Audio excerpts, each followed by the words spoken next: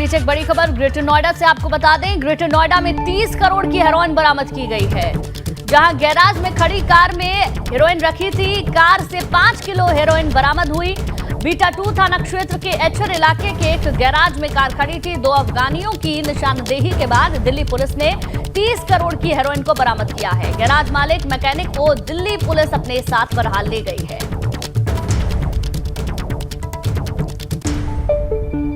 ज्यादा जानकारी के लिए रुक करते हैं हमारे सहयोगी रविंद्र जैन का। रविंद्र, ये बताइए कब का ये मामला है, क्या जानकारी आ रही है इस पूरे कार्रवाई को लेकर के? जी बताना चाहूंगा, जिस तरह से 2 अफगानियों को बीती रात दिल्ली पुलिस से स्पेशल सेल लेकर घटना आई थी, उसकी निशानदेही पर एक गैराज के अंदर कार खड़ी हुई थी। कार के अंदर जो है तकरीबन 30 करोड़ की जो हेरोइन बताई जा रही है बरामद, और 5 किलो इसका वजन था।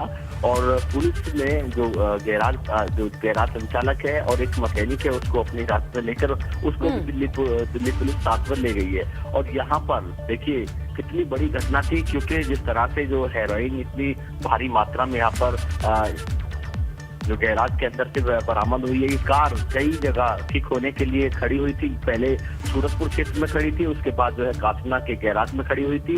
और पुलिस ने लगातार जिस तरह से जो दिल्ली पुलिस यहाँ पर आई, जो 2 अफगानियों को हिरासत में लिया था, पकड़े गए थे, तो उनकी निशानदेही पर यहाँ पर ये जो है नशीला मादक जो पदार्थ है यहाँ मिला है। देखिए पहली खबर नहीं है, न पहली बार है कि इस तरह का जो नशीले मादक पदार्थ यहाँ पर मिले हैं। हालांकि यहाँ पर लगातार इस तरह के जो मादक पदार्थ हैं पहले भी देखिए नाइजीरियन से करोड़ों की जो यहाँ पर जो है हेरोइन और मादक पदार्थ इस तरह के मिले हैं। लेकिन कहीं ना कहीं जो बिल्कुल रविंद्र, इस तरीके के मामले पहले भी सामने आते रहे हैं। बहुत बहुत शुक्रिया पूरी जानकारी देने के लिए। चलिए आगे बढ़ेंगे, बात करेंगे। वाराणसी में बीएचयू में जमकर बवाल हुआ। छात्रों का 2 गुट और आपस में इनकी मारपीट हुई, पथराव हुआ। बिरला 100 और एल्विस के छात्रों के बीच ये मारपीट हुई है। मैच खेलने को लेकर यह विवाद हुआ था और इसमें बताया जा रहा है कि करीब 6 छात्र घायल भी हुए। तो मैच खेलने का विवाद किस कदर बढ़ गया कि बीएचयू में 2 हॉस्टल के बच्चे आमने सामने आ गए, एक दूसरे को जमकर मारा पीटा। ये देखिए किस तरीके का हंगामा बरपा रहा है।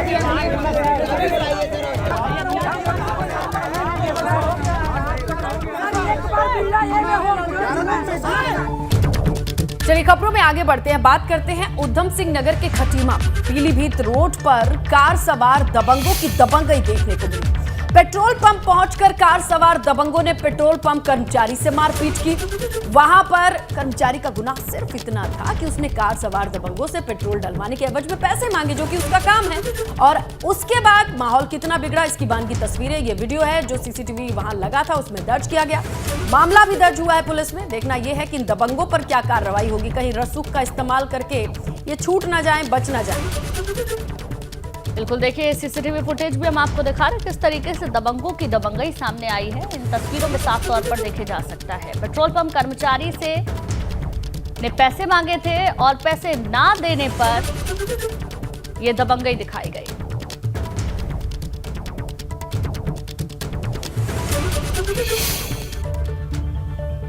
विधानसभा में भर्ती के मामले की आज से जांच शुरू हो सकती है। बड़ी जानकारी आपको दे दें, मामले में गठित एक्सपर्ट कमेटी अब जांच शुरू कर सकती है। विधानसभा अध्यक्ष ऋतु खंडूरी ने गठित की है 3 सदस्यीय जांच कमेटी। कमेटी का गठन होने से विधानसभा कर्मचारियों में हड़कंप मच गया है।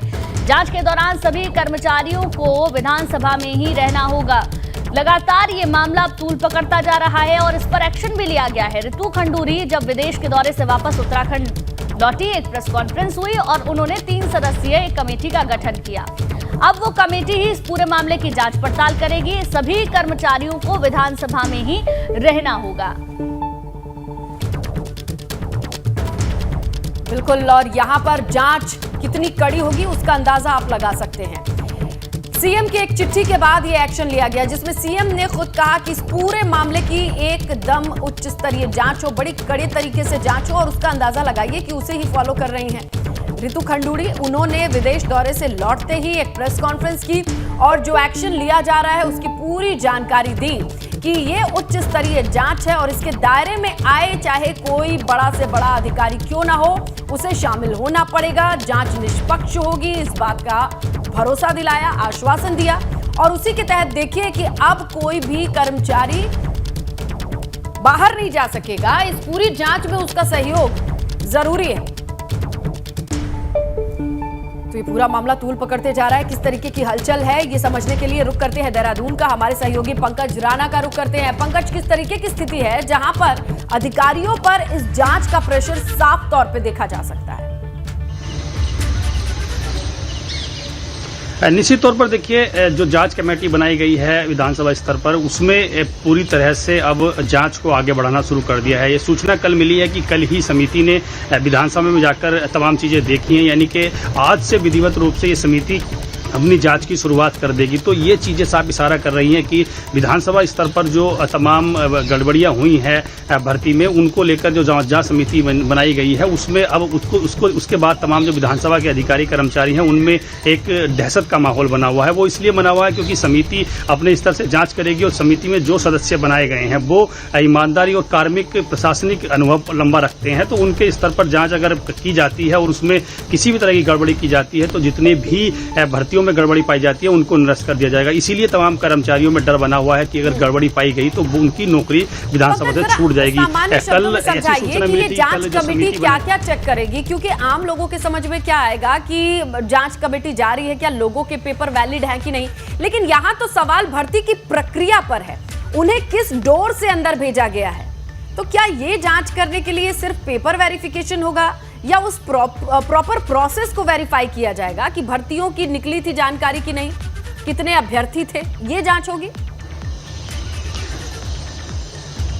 बिल्कुल, इसने तो बड़ी महत्वपूर्ण बात आपने पूछी है, क्योंकि इसमें ये कंफ्यूजन की स्थिति है कि जांच किन चीजों की होगी। क्योंकि देखिए, जांच होगी उन नियमों की जो विधानसभा स्तर पर बनाए गए हैं। भर्ती के क्या नियम विधानसभा स्तर पर बने हैं, अगर अध्यक्ष को विशेषाधिकार प्राप्त है तो वो किन आधार पर किन नियमों के तहत भर्ती कर सकते हैं। तो ये सभी चीजों की इसमें जांच की जाएगी। सबसे पहली जो नियमावली है विधानसभा की, उनको देखा जाएगा। उस नियमावली को सभी जो सदस्य हैं वो उन्होंने अध्ययन उसका कर लिया है। उस नियमावली के आधार पर अगर कर्मचारियों की भर्ती की गई है तो उसमें किस आधार पर की गई, विज्ञप्ति क्यों नहीं निकाली गई, एग्जामिनेशन क्यों नहीं हुआ, इंटरव्यू क्यों नहीं हुए, इन तमाम तथ्यों को परखा जाएगा। एग्जाम में जो तमाम भर्ती लोग कराए गए हैं उनमें क्या आधार रहा है, उनके डॉक्यूमेंट्स किस आधार के हैं, उनकी एजुकेशन क्या है, जिस पद के लिए उनको भर्ती किया गया है उसके इक्विपमेंट है, वो योग्य हो। लेकिन बड़ा सवाल ये है कि क्या वही अकेले योग्य थे या फिर कई योग्यों के समूह से वो चुने गए सबसे योग्य थे? इसी पर तो ये पूरी जांच है। देखते हैं कि क्या चीजें निकल करके सामने आती। शुक्रिया पंकज, आप नजर बना करके रखिएगा। इस बड़ी खबर पर एबीपी गंगा लगातार अपडेट आप तक पहुंचा रहा है। चलिए आगे बढ़ते हैं। यूके 888 पेपर लीक मामले में एसटीएफ ने एक और गिरफ्तारी की है। एसटीएफ ने आरोपी संपन्न को गोमती नगर लखनऊ से गिरफ्तार किया है। ये बड़ी जानकारी आपको दे दें। संपन्न राव को गिरफ्तार किया है। एसटीएफ का कहना है कि आरोपी संपन्न राव नकल सरगना सादिक मूसा का साथी है। इसकी हल्द्वानी में पेपर लीक करने में मुख्य भूमिका रही है। पेपर लीक मामले में अब तक कुल 34 लोगों को गिरफ्तार किया जा चुका है, जबकि एसटीएफ 92 लाख कैश बरामद कर चुकी है।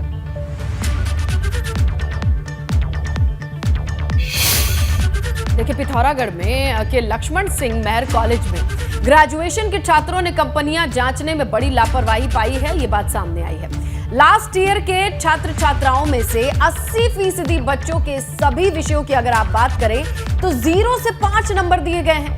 यहां तक कि हिंदी जैसे सब्जेक्ट में भी 0 नंबर दिया गया। ये कैसे संभव है? अब छात्र इस पूरे प्रक्रिया की जांच मांग रहे हैं, कह रहे हैं कि कॉपियों को दोबारा जांचिए और हिंदी में भी 0 नंबर किस आधार पर दिया है ये जरा बताइए।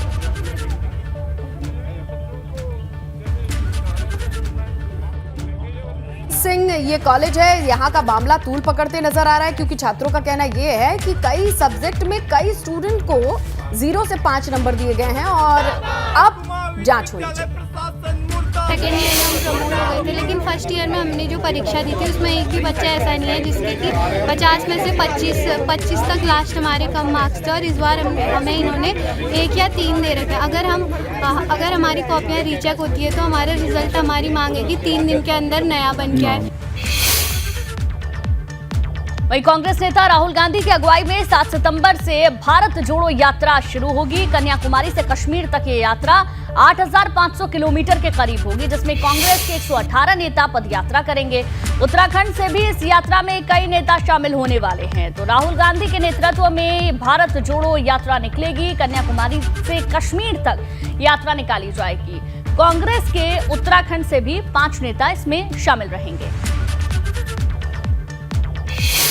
बिष्ट हैं, मोहित उनियाल हैं, वैभव बालिया हैं, ज्योति रौतेला हैं, अंकित बालिया, ये लोग हमारे परमानेंट हैं। और उसके बाद कल जब वो कार्यक्रम, जिस समय भव्य कार्यक्रम शुरू होगा, यात्रा की शुरुआत में माननीय अध्यक्ष जी वहाँ पर रहेंगे, करण मेहरा साहब नेता प्रतिपक्ष वहाँ रहेंगे, CWC के सदस्य और पूर्व मुख्यमंत्री हरीश रावत जी वहाँ पर रहेंगे, अन्य भी वरिष्ठ नेतागण वहाँ पर रहने की संभावनाएं हैं। आइए आगे बढ़ते हैं, बात करते हैं उत्तराखंड के मौसम की। तो उत्तराखंड में आज भी कहीं कहीं भारी बारिश के आसार जताए गए हैं। पहाड़ी जिलों में कई जगह ऐसी हैं जहां भारी बारिश हो सकती है। पूरे उत्तराखंड की बात करें तो 6 सितंबर तक मौसम विभाग ने येलो अलर्ट जारी किया है। यानी जाता हुआ मानसून भी कहीं ना कहीं उत्तराखंड को परेशान कर सकता है। 6 सितंबर तक यही इशारा मिल रहा है। प्रदेश के लिए येलो अलर्ट जारी किया गया है। यानी घर से बाहर निकलने से पहले एक बार मौसम विभाग की चेतावनियों को फिर से देख लें, चेक कर लें।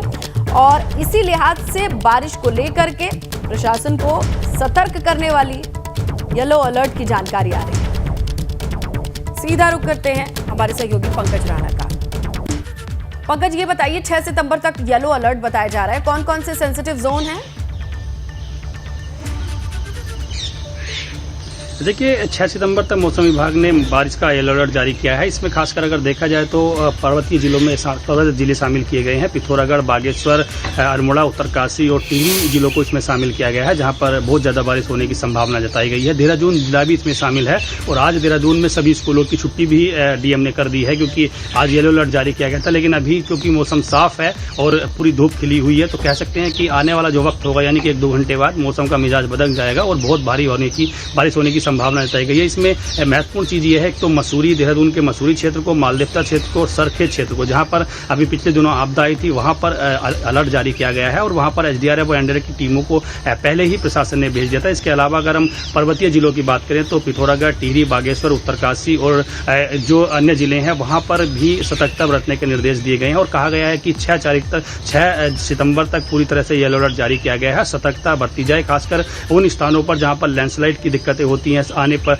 मलबा आने से सड़कें बाधित हो जाती है, तो वहां पर पूरी तरह से जेसीबी और अन्य जो संसाधन हैं उनको मुस्तैद करने के निर्देश दिए गए हैं। फिलहाल अभी मौसम साफ है देहरादून में और ये कहा जा सकता है कि आने वाले वक्त में, यानी कि 1-2 घंटे बाद यदि मौसम में बदलाव होता है तो निश्चित तौर पर बहुत ज्यादा बारिश होगी और फिर पर्वतीय क्षेत्रों में लोगों को दिक्कतों का सामना करना पड़ सकता है।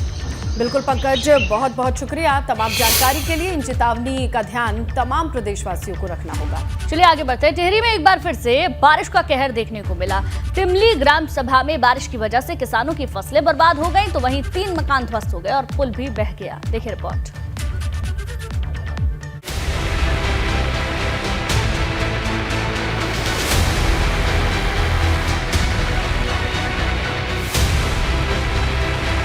टिहरी के लोगों पर कुदरत का कहर लगातार जारी है। इस बार नरेंद्र नगर के तिमली ग्राम सभा के लोगों पर आसमानी आफत गिरी है।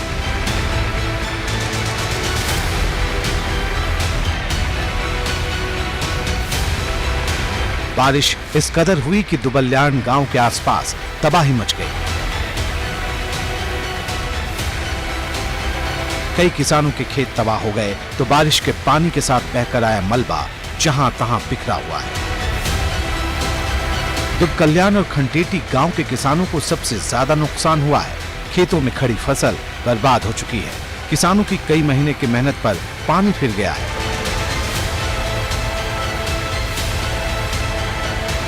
कुदरती आपदा में 3 मकान को नुकसान पहुंचा है, तो वहीं 6 टॉयलेट भी टूट गए।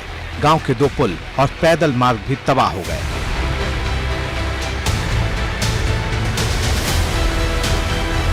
इस इलाके के किसानों के लिए खेती बाड़ी परिवार की गुजर बसर के लिए सबसे बड़ा जरिया है, मगर कुदरत की मार ऐसी पड़ी कि किसानों की कमर ही टूट गई। एबीपी गंगा के लिए टिहरी से अंकित मित्तल की रिपोर्ट।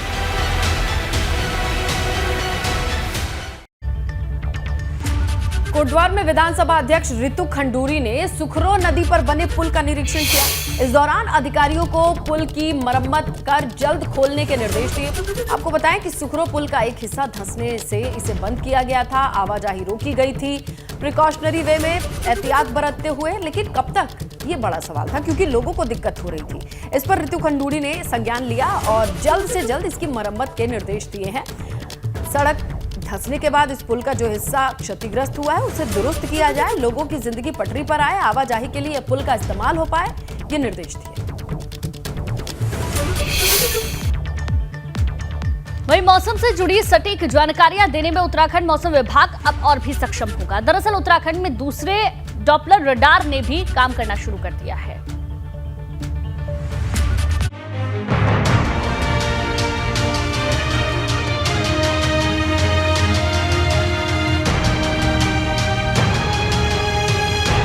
पहाड़ी राज्य उत्तराखंड, यहाँ कुदरत का मूड कब बदल जाए कुछ कहा नहीं जा सकता।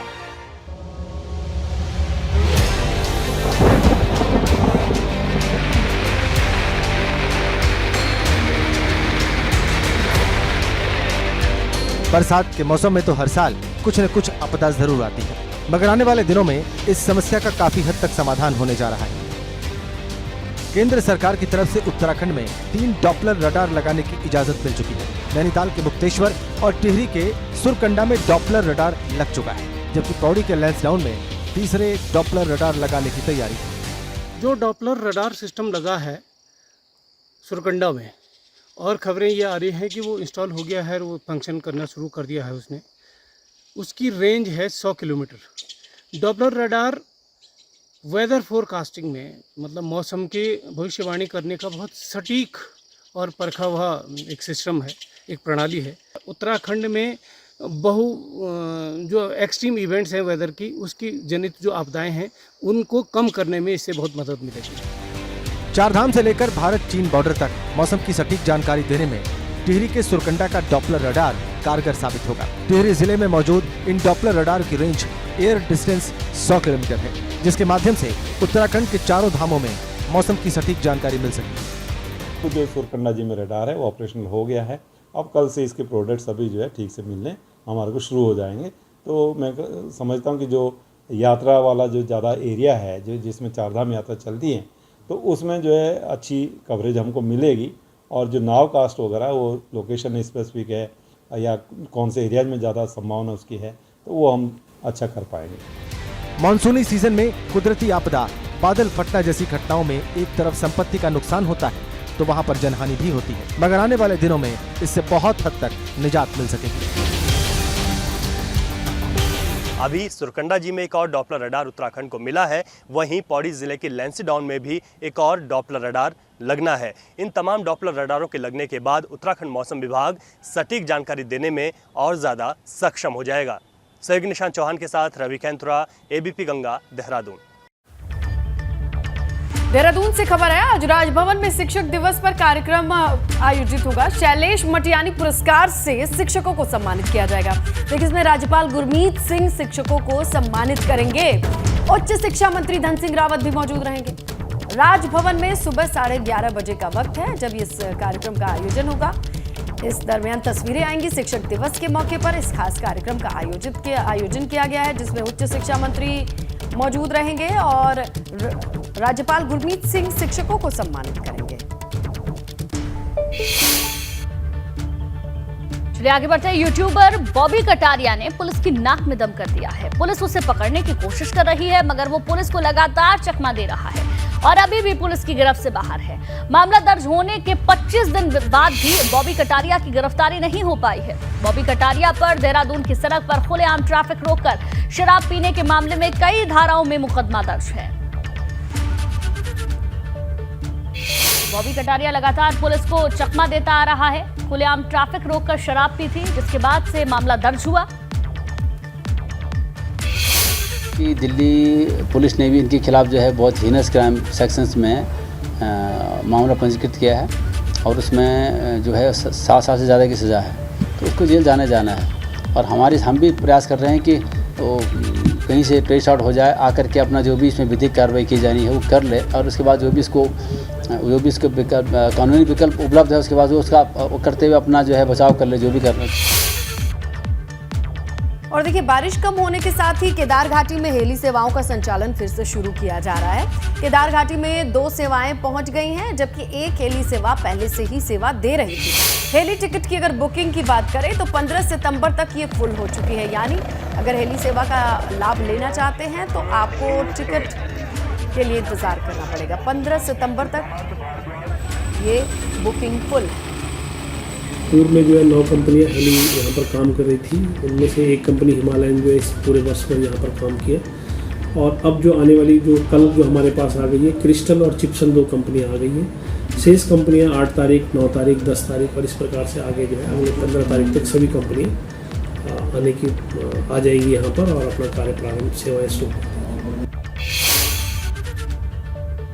इधर जोशीमठ बद्रीनाथ धाम में बामड़ी गांव की नंदाष्टमी खास मानी जाती है। ब्रह्म कमल लाने वाले फुलारी नीलकंठ पर्वत की तलहटी पर 1700 फीट की ऊंचाई से ब्रह्म कमल लाते हैं। इससे मां नंदा को सजाया जाता है। मां नंदा का विशेष पूजा अर्चना भी होती है। गांव में 2 दिन तक नंदोत्सव मनाया जाता है और महिलाएं दिन रात जागकर कीर्तन भजन स्तुति करती हैं। देखिए, उसकी एक झलक भी हम आपको दिखा रहे हैं। इस तरीके से ये उत्सव की तरह मनाया जाता है। ब्रह्म कमल से मां का पूरा दरबार सजता है और नंदाष्टमी की धूम देखने मिलती है। इस तरीके से जो इलाके की महिलाएं होती हैं वो इस पर्व को मनाती है, पूजा करती है मां नंदा की, और खास तौर पर ब्रह्म कमल से पूरे मां के दरबार को सजाया जाता है। नैनीताल में भी मां नंदा देवी के महोत्सव के पहले दिन पंच आरती का आयोजन किया गया, जिसमें नैनीताल हाई कोर्ट के वरिष्ठ न्यायाधीश संजय कुमार मिश्र ने सपरिवार शिरकत की। कुमाऊं और कुलदेवी मां नंदा सुनंदा की रविवार को ब्रह्म मुहूर्त में प्राण प्रतिष्ठा भी की गई और वहीं की तस्वीरें आपके सामने। लेकिन नैनीताल के खूबसूरत वादियों में गूंज रही इन स्वर लहरियों से आप अंदाजा लगाइए।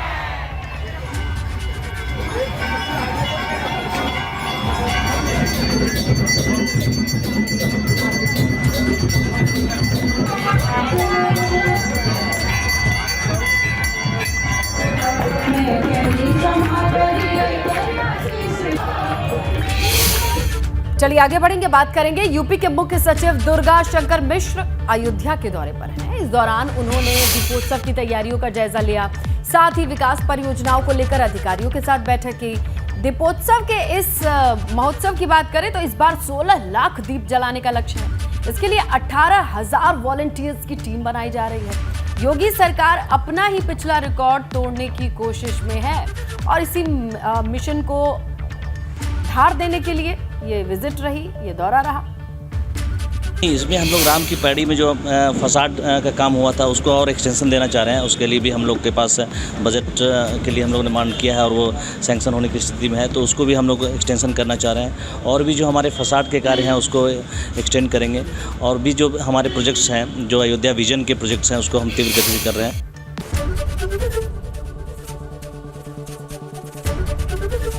एबीपी गंगा, खबर आपकी, जुबान आपकी।